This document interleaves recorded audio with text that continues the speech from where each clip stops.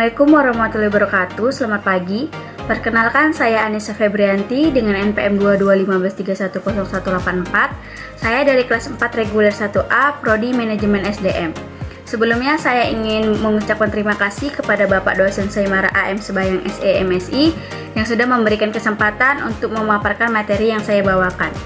Baik, di sini saya akan mempresentasikan PPT yang berjudul Panduan Keselamatan dan Kesehatan Kerja atau K3, Pembangkit Listrik Tenaga Surya atau PLTS Fotovoltaik. Bab 1. Ketentuan penerapan K3 di PLTS. Syarat-syarat penerapan K3 telah dituangkan dalam Undang-Undang atau UU Nomor 1 Tahun 1970 tentang Keselamatan Kerja.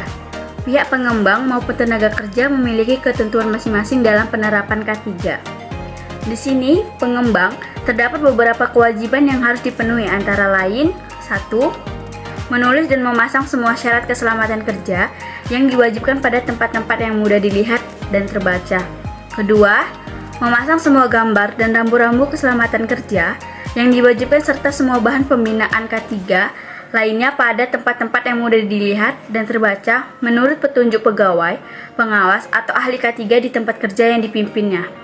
Ketiga, menyediakan APD yang diwajibkan pada tenaga kerja yang dipimpin maupun orang lain yang memasuki tempat kerja, disertai petunjuk-petunjuk yang diperlukan menurut pegawai, pengawas, atau ahli K3 di tempat kerja yang dipimpinnya. Ruang lingkup K3 PLTS. Ada beberapa ruang lingkup pada penerapan K3 PLTS yang terdiri dari 1. Manajemen resiko, 2. Sistem manajemen K3, 3. Keselamatan konstruksi, 4. Keselamatan pengoperasian dan pemeliharaan, 5. Pengelolaan lingkungan sekitar PLTS. Bab 2. Manajemen resiko PLTS. Jenis bahaya. Berdasarkan jenis-jenis faktor bahaya, penyebab terjadinya kecelakaan kerja dapat disebabkan oleh beberapa bahaya, antara lain bahaya fisik, bahaya kimia, bahaya biologi, bahaya ergonomi, dan bahaya psikososial. Kondisi berbahaya. Beberapa contoh kondisi berbahaya dalam pengembangan PLTS antara lain 1. Buruknya kondisi alat kerja yang disebabkan oleh minimnya pemeliharaan dan perawatan yang dilakukan. 2. Kurangnya pemahaman terhadap lingkungan atau objek kerja. 3. Pengaturan manajemen K3 yang tidak baik. 4. Rambu-rambu keselamatan dan tanda bahaya yang minim. 5. Mengabaikan safety education sebelum melaksanakan pekerjaan. 6. Potensi bahaya tersengat arus listrik. 7. Potensi bahaya akibat suhu lingkungan kerja yang ekstrim atau panas. 8. Manajemen pekabelan yang kurang baik berpotensi menyebabkan kebakaran. Sumber bahaya pada PLTS.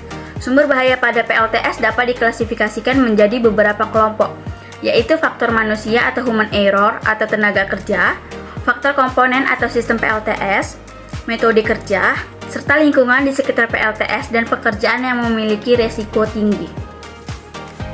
Kecelakaan akibat kerja. Kecelakaan merupakan kejadian tidak terduga yang menyebabkan cedera, kesakitan, kerusakan atau kerugian lainnya.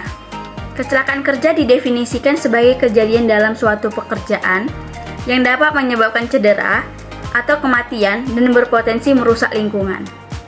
Penyakit akibat kerja. Beberapa contoh penyakit akibat kerja atau PAK antara lain A. Silikosis atau karena paparan debu silika, B. Asbestosis atau karena paparan debu asbes, C. Carpal tunnel syndrome atau karena gerakan repetitif dengan postur yang kurang baik, D. Tuberkulosis atau karena virus Mycobacterium tuberculosis, E. Low back pain atau karena pengangkutan manual, E. Wet finger syndrome atau karena getaran mekanis pada alat kerja dan sebagainya. Identifikasi bahaya dan penilaian resiko. Identifikasi bahaya adalah proses mengidentifikasi semua bahaya di tempat kerja. Identifikasi bahaya adalah upaya untuk mengetahui, mengenal, dan memperkirakan adanya bahaya pada suatu kegiatan atau aktivitas seperti peralatan, tempat kerja, proses dan prosedur kerja. Metode pengendalian bahaya pada PLTS. Berdasarkan efektivitas pengendalian bahaya, hierarki pengendalian terdiri dari eliminasi, substitusi, engineering control, administratif, dan alat pelindung diri atau APD. Bab 3. Pengaman diri dan perlengkapan keselamatan kerja. Jenis-jenis alat pelindung diri: 1. Alat pelindung kepala. 2. Alat pelindung mata atau muka. Ketiga, alat pelindung kaki. Keempat, alat pelindung tangan. Kelima, alat pelindung saluran pernafasan. Keenam, alat pelindung telinga. Ketujuh, pakaian pelindung. Ke-8, sabuk tubuh. 9, penahan jatuh. Dan 10, pelampung. Perawatan dan pemeliharaan APD. APD merupakan salah satu peralatan keselamatan yang perlu dijaga dan dirawat untuk menjaga keamanan pekerja. Rambu-rambu K3. Safety Sight atau rambu K3 merupakan salah satu cara yang menginformasikan potensi bahaya-bahaya keselamatan dan kesehatan kerja pada pekerja, pada area atau peralatan kerja serta aktivitas tertentu. Bab 4. Sistem Manajemen K3 PLTS. Manajemen K3. Manajemen K3 merupakan bagian dari sistem manajemen secara keseluruhan yang meliputi struktur organisasi perencanaan, tanggung jawab, pelaksanaan, prosedur proses dan sumber daya yang dibutuhkan bagi pengembangan pencapaian, pengkajian dan pemeliharaan kebijakan, keselamatan dan kesehatan kerja dalam rangka pengendalian risiko yang berkaitan dengan kegiatan kerja guna terciptanya tempat kerja yang aman. Langkah-langkah penerapan K3. Dalam implementasinya, manajemen K3 mempunyai 2 tahap, yaitu tahap persiapan dan tahap pengembangan dan penerapan. Proses Safety Management. Proses Safety Management atau PSM atau Manajemen Keselamatan Proses atau MKP dapat diartikan sebagai sistem manajemen yang dilakukan perusahaan melalui pendekatan proaktif dalam mengidentifikasi, memberikan pengertian dan pengendalian terhadap bahaya dari keseluruhan aktivitas ataupun proses sebagai upaya perlindungan di tempat kerja. Bab 5. Pengelolaan keselamatan dan kesehatan kerja pada PLTS. Pengelolaan keselamatan kerja. Pengendalian bahaya keselamatan juga dapat dilakukan melalui pengelolaan keselamatan kerja. Keselamatan konstruksi PLTS. Rencana Keselamatan Konstruksi atau RKK adalah dokumen telaah tentang keselamatan konstruksi yang memuat elemen SMKK dan merupakan satu kesatuan dengan dokumen kontrak. Pengelolaan kesehatan kerja.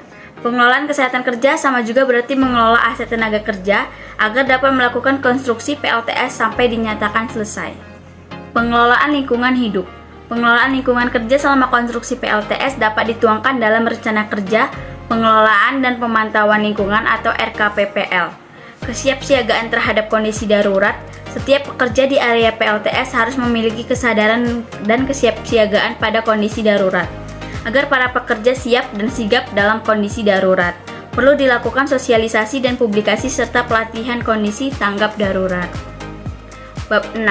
Keselamatan pengoperasian dan pemeliharaan PLTS. Keselamatan ketenagalistrikan.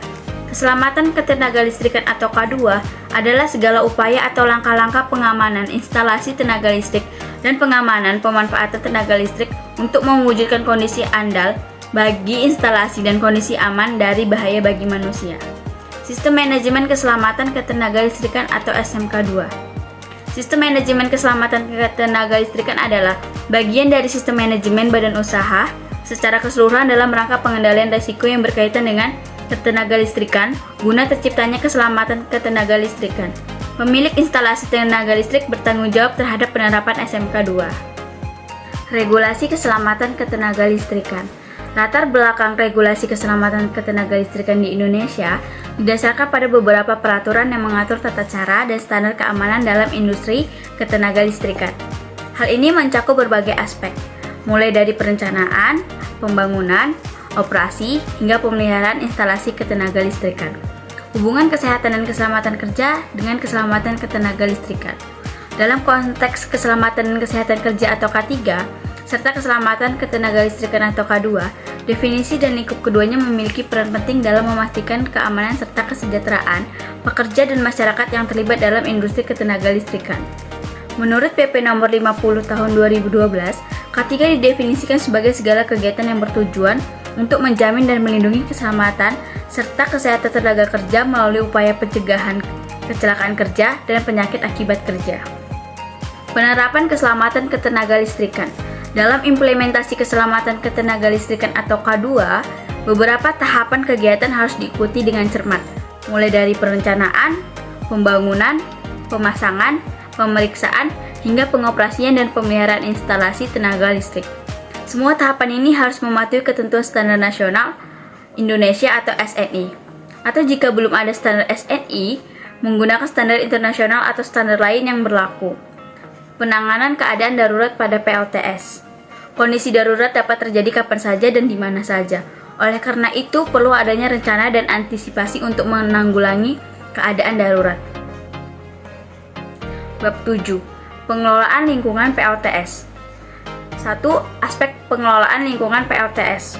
Aspek lingkungan merupakan salah satu aspek penting yang harus diperhatikan dalam setiap tahapan pembangunan dan pengembangan PLTS. 2. Pengelolaan limbah. Pengelolaan limbah B3. Seluruh limbah B3 harus disimpan secara sementara di dalam bangunan tersendiri, seperti tempat penyimpanan sementara atau TPS, di lokasi sekitar PLTS, dipagari dan ditandai atau dilabeli dengan tulisan yang menjelaskan bahwa di dalam bangunan tersebut terdapat penyimpanan limbah B3. Selanjutnya, pengembang PLTS menghubungi pengumpul atau pihak ketiga yang akan mengambil limbah B3 dari area PLTS. Ketiga, regulasi izin lingkungan. Perencanaan pembangunan PLTS berbasis pada pengelolaan lingkungan hidup perlu disesuaikan dengan regulasi yang telah ditentukan. Bab 8. Pembinaan dan pengawasan K3 PLTS. Pembinaan dan pengawasan K3 PLTS. Dalam hal K3 PLTS, pembinaan merupakan upaya untuk mengubah perilaku khususnya tenaga kerja untuk mencapai cita-cita keselamatan kerja di lingkungan PLTS. Pengawasan berasal dari kata awas, yang berarti mengamati dan menjaga baik-baik. Pengawasan terdiri dari dua jenis, yaitu pengawasan internal dan pengawasan eksternal. Pengawasan internal dilaksanakan oleh pengembang IPP, sedangkan pengawasan eksternal biasanya dilakukan oleh pemerintah. Pelaksanaan pengawasan. Pelaksanaan pengawasan K3 PLTS dapat dilakukan secara langsung melalui kunjungan ke lokasi atau inspeksi, maupun pemeriksaan dokumen administrasi. Laporan pelaksanaan K3. Kegiatan K3 baik harian, mingguan, bulanan, dan tahun harus didokumentasikan dengan baik dan dilaporkan secara periodik kepada instansi terkait. Laporan yang dibuat dalam bentuk dokumen yang memuat segala hal terkait biaya K3, data kecelakaan, penyakit, dan hal-hal lainnya yang terkait K3 di lingkungan PLTS. Laporan pelaksanaan K3 disusun dengan mempertimbangkan hal-hal yang tercantum dalam Permenaker Trans nomor 5 tahun 2018, Permen PUPR nomor 10 tahun 2021, dan Permen ESDM nomor 10 tahun 2021. Baiklah, sekian dari presentasi saya. Wabillahi taufik wal hidayah. Wassalamualaikum warahmatullahi wabarakatuh.